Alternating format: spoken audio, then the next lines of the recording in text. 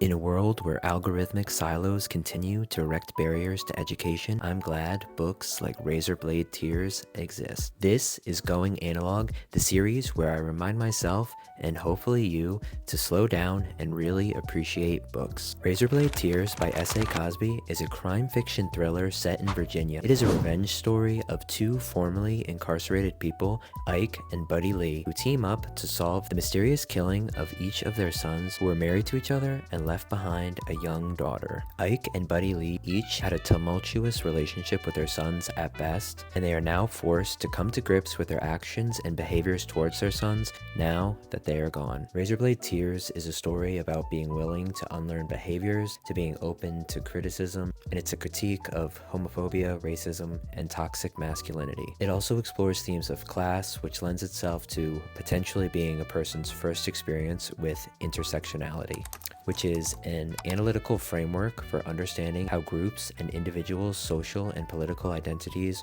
result in unique combinations of discrimination and privilege. It is a vitally important concept that more people need to understand, all pulled together successfully in this thrilling crime fiction package. I believe Razorblade Tears is a book that could bridge a gap and expose readers to a new way of thinking.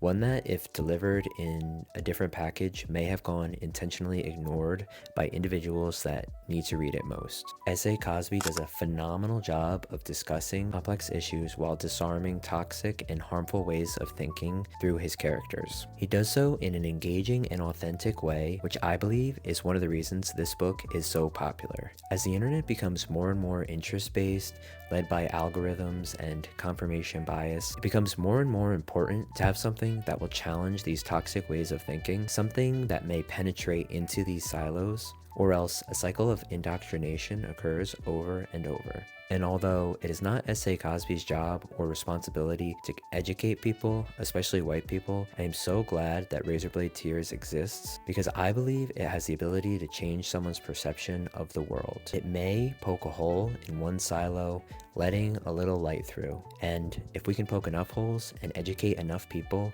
that's how real change begins.